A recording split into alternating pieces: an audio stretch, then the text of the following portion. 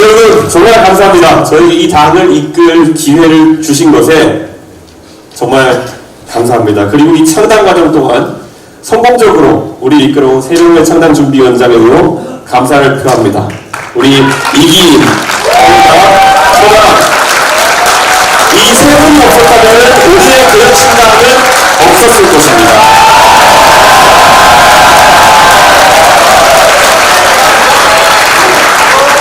예, 27일날 탈당을 선언했으니까요. 24일 정도 걸렸습니다. 중간에 연말연시가 끼어있고 이 정도 속도면은 정말 엄청난 속도로 우리는 이것을 해낸 것입니다. 사실 차체 크기는 조금 작아졌을지 모르겠지만은 정당을 이끈다는 것에 그 무게에 대한 고민은 이미 다 했습니다. 충분히 경험해봐서 잘 알고 있습니다. 오늘 제가 키를 건네받는 이 차는 예전에 제가 몰아보던 차와 아주 느낌이 다를 것 같습니다.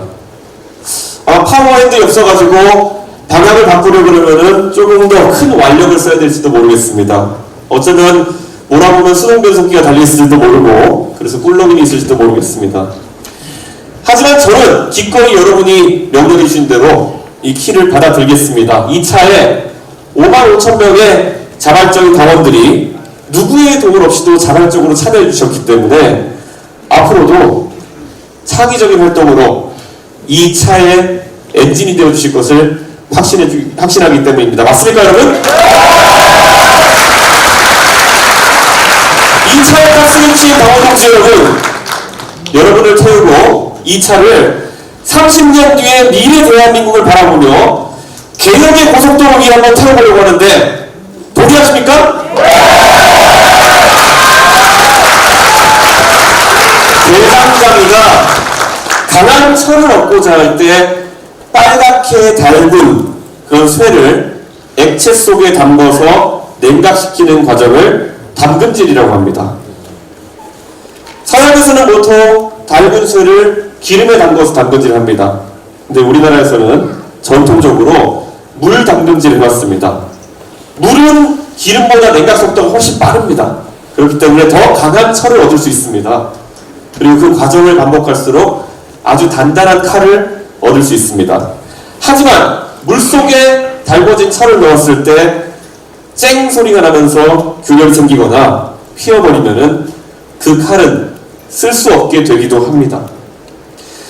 지난 12년 동안 제가 정치에서 걸어온 그 길 속에 때로는 담금질을 피해갈 수도 깨어지거나 휘어지지 않기 위해서 기름의 적당한 온도 속에서 담궈지는 것을 선택할 수도 있었을 것입니다. 하지만 저는 제가 이 자리에 있게 해준 대한민국의 기회의 사다리라는 것에 항상 감사해왔고 제 다음에 누군가가 타고 올라갈 그 사다리를 유지하고 밑에서 잡고 있기 위해서 다짐했습니다. 그래서 상계동에서 가장 어렵고도 세게 담금질되는 도전을 지금까지 해왔습니다.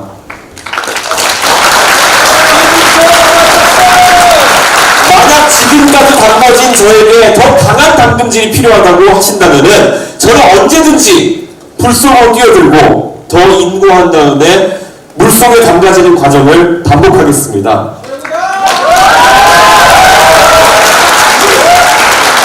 하지만 지금 우선은 지금까지 벼려온 그 칼로 과감하게 이번 총선에서 개혁신당을 사회 개혁의 길로 이끌어보고자 합니다. 이번에 정말 크로마그마의 자세로 개혁의 벽목지점을 뚫어내지 못하면 저는 또 도전할 겁니다. 하지만 저는 기다릴 수 있어도 대한민국은 위기의 순간에서 더 기다릴 수가 없습니다.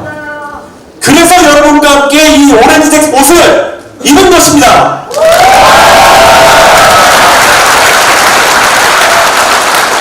탈당하지 못할 것이다. 지지율이 나오지 않을 것이다. 당원을 모으지 못할 것이다. 돈이 없어서 창당 못할 것이다. 이 모든 것을 극복하고 이 자리에 왔지만은 안타깝게도 본 게임은 이제 시작입니다. 개혁은 바뀌지 않으려는 관성과의 다툼입니다. 그래서 그 관성을 이겨내지 못했던 그 앞에 많은 개혁의 기수들이 지금까지 차례로 쓰러져 갔습니다. 우리가 제시하는 개혁을 통해서 당연하다고 생각했던 것을 읽는 사람들은 맹렬하게 개혁에 반대할 것입니다. 반대로 개혁을 통해서 혜택을 보는 분들은 정작 본인들이 누리게 될 변화가 어떤 것인지 정확하게 알지 못해서 그 길에 동참하는 것을 주저하고 두려워할 수도 있습니다. 지하철 무임승차 제도를 폐지하고 교통 바우처와 할인 제도를 도입하겠다는 제안을 했습니다. 그와 반대 관점에서 대한 노인회장께서 하시는 천안에 지하철 타고 가서 소주 한잔하고 돌아오는 행복을 뺏지 말아달라는 그 부탁, 누리던 것을 왜 뺏어가냐는 관성의 측면에서 저는 완벽하게 이해를 합니다. 하지만 이해가 간다고 해서 그런 주장에 굴하고 싶지는 않습니다.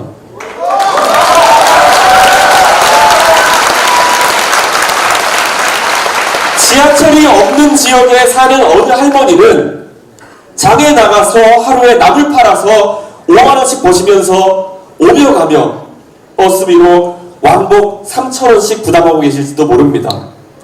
그리고 30년을 그렇게 살아오셨기 때문에 그것이 당연하다 여기시고 오늘도 집을 나서실지 모릅니다. 남들보다 고단한 삶을 사시면서도 과거 못 먹고 못 살던 50년 전의 삶을 생각하며 살기 좋아졌다고 순박하게 웃으시면서 살아가십니다. 저는 지방을 돌 때마다 그런 아픈 광경을 목격할 때마다 정말 마음이 아팠습니다. 그 할머니가 제 할머니가 아니라도 저는 제 마음이 아픕니다. 그래서 그분이 받는 불공정한 처우에 대해서 해법을 찾아내는 그런 정치를 하고 싶고 그래서 창당을 합니다.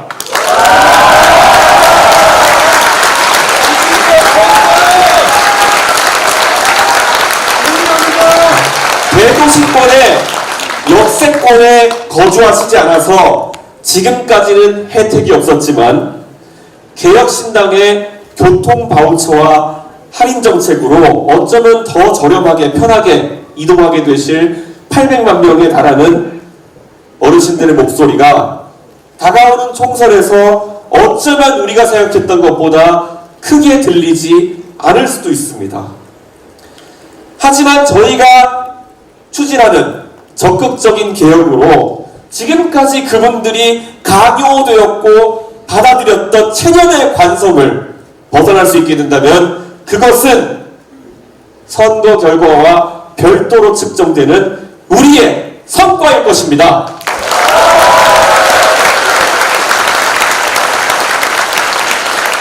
누군가가 우리를 위해서 고민하고 있구나. 이 마음을 최대한 많은 국민들이 느끼도록 하고 싶습니다. 그 상상만으로 대한민국이 조금은 덜 삭막했으면 하는 생각입니다.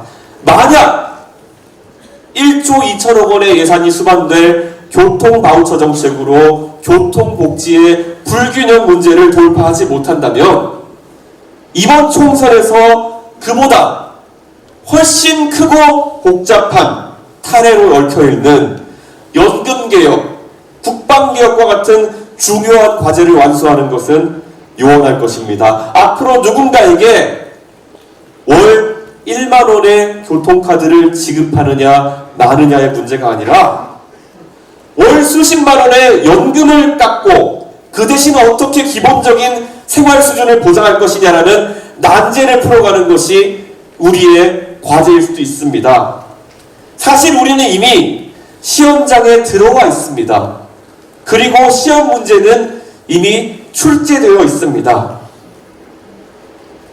다만 본인들이 정치하는 동안에만은 이 문제가 터지질 바라지 않는 그런 정치적 자세로 일관해온 정치인들 때문에 어느 누구도 정치권에서 펜을 들어서 이 문제에 대한 정답을 찾아내려가기 위한 용기를 내는 것을 주저했기 때문입니다.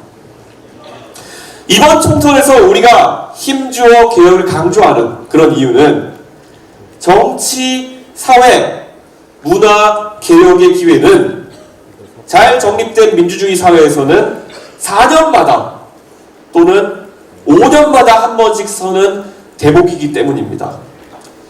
저는 다음 총선이 되었을 때 44살이 되어 있을 것이고, 그리고 대한민국의 노인 인구 비율은 30%에 다다랐을 것입니다. 이번 총선을 지나가게 되면은 저희는 때를 놓치는 것입니다. 더 늦출 수 없지 않습니까, 여러분?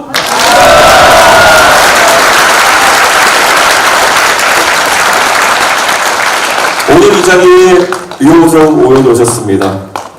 오실 줄 알고 있었고 오면은 제안하고 싶었습니다.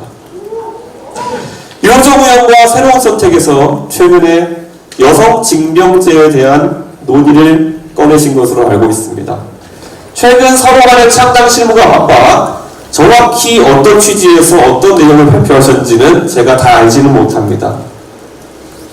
그리고 저는 여성 징병제에 대해서는 동의하지 않습니다. 하지만 제가 오늘 이 자리에서 평가하고 싶은 것은 류호정 의원께서 여성 징병제에 대한 물꼬를 트셨기 때문에 저는 더 큰 용기를 가지고 병역제도에 대한 대대적인 개편 방침을 곧 국민들과 공유하려고 합니다. 제가 탈당 선언문에서 밝혔던 것처럼 이 문제 또한 골밀대로 골랐기 때문에 최근에 우리가 접했던 참담한 뉴스가 있습니다. 120kg의 고도 비만 체중을 가진 분을 굳이 징집해서 휴전선의 철책선 앞에 세워놓아야 한다는 것이 만약 보수 정당의 전쟁을 불사하겠다는 대통령의 병역 정책이라면은 이것이 잘못되었으면 누군가 지적해야 되는 거 아니겠습니까?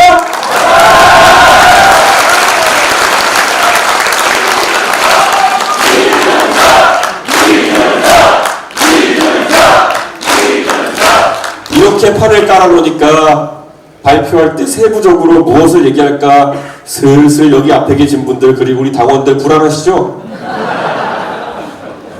여러분은 지금 조마조마하시지만 저는 마음이 쿵쾅쿵쾅거리고 있습니다. 그리고 그에 못지않게 이제 무엇이 과연 발표될까에 대한 오늘 이후 상대 정당의 두려움과 궁금함은 바로 그들이 지금까지 대한민국의 양대 정당으로서 가졌던 비겁함에 대한 대가입니다, 여러분.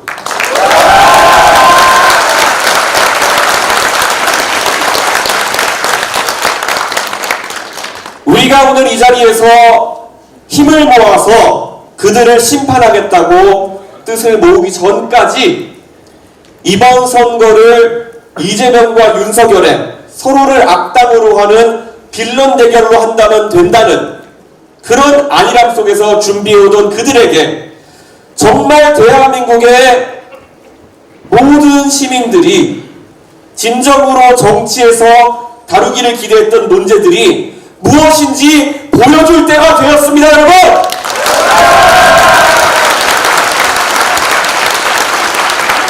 대한민국이 죽느냐 사느냐의 단계에 내몰린 지금 시급한 개혁과제 앞에 서서 매번 혐오니 갈라치기니 싹수론이니 덧붙이면서 인신공격으로 그것을 막아보려고 하는 사람들에게 당당하게 맞설 시간이 왔습니다. 빠르게 우리는 이제 육상 경기에서 달려야 하는데 그들은 지금 경기장에 망건에 갓 쓰고 도포 입고 집신 쓰고 나타났습니다. 그 채로 육상 경기장에 나타난 그들은 이 경기가 바로 개혁 경쟁의 달리기임을 모르고 나타난 것입니다. 이래서는 경기가 되겠습니까? 그들의 룰이 아니라 우리 개혁신당이 설정하는 개혁 경쟁의 룰로서 이번 총선을 치러내겠습니다, 여러분!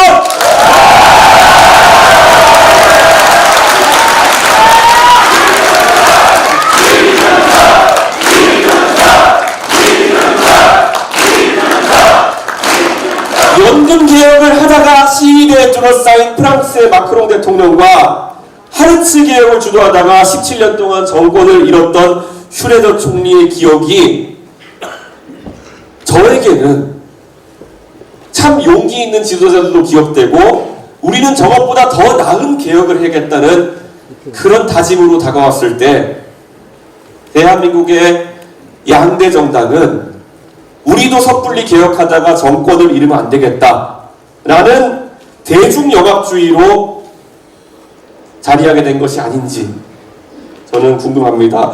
우리가 치열하게 유럽병과 맞서고 있는 마크롱 대통령과 같은 앙마르슈와 같은 모습으로 정치를 바꿔나갈 때 대한민국의 미래가 있는 것이지 언제까지나 보신주의 속에서 변화를 거부하고 투표용지에마저도 한자로 이름 쓰라고 강요하는 공포 있고 가쓰는 전통보다 더한 전통 속에 사로잡혀 있는 잃어버린 30년의 일본을 따라갈 수는 없습니다. 저는 이 자리에서 단언코 선언합니다.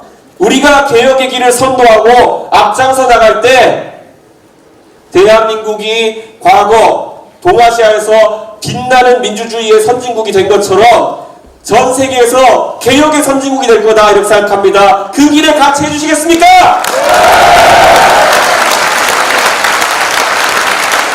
더 많은 논쟁이 자리하는 정당을 만들겠습니다. 내가 태극기를 머리에 들고 머리에 붙이고 시위에 나간다고 해서 내가 애국자요 하는 우월감으로는 대한민국의 미래 과제를 해결할 수가 없습니다. 마찬가지로 30년 전에 독재와 싸웠던 그 훈장 하나만 가지고 정치를 가벼운 선악의 구도로 만들어버리는 사람들, 이 사람들은 개혁을 해낼 수가 없습니다. 오직 대한민국의 미래를 걱정하는 용기 있는 사람들의 편이 되어서 우리는 정치를 하겠습니다.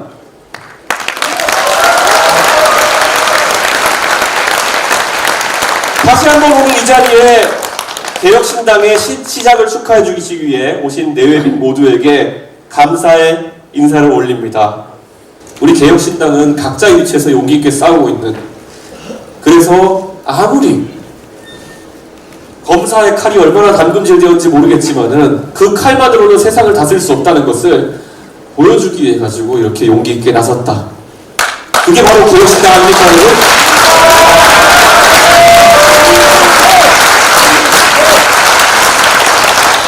개혁신당은 이번 총선에서 끝까지 개혁을 외치겠습니다.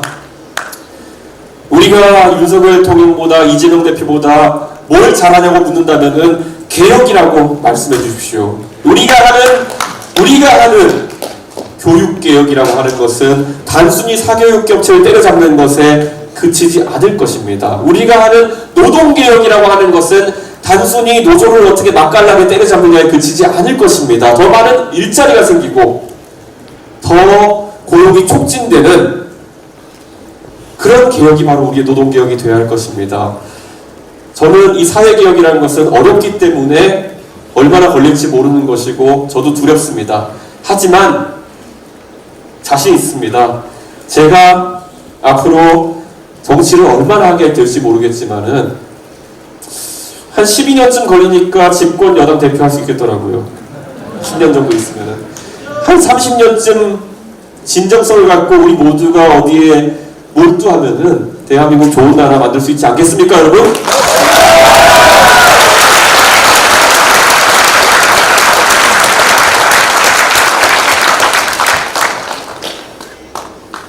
우리보다 나은 개혁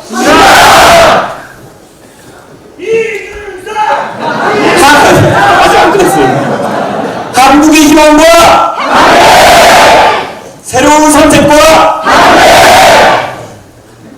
미래의 연합과 새로운 미래와 그리고 여기 계신 우리 모두와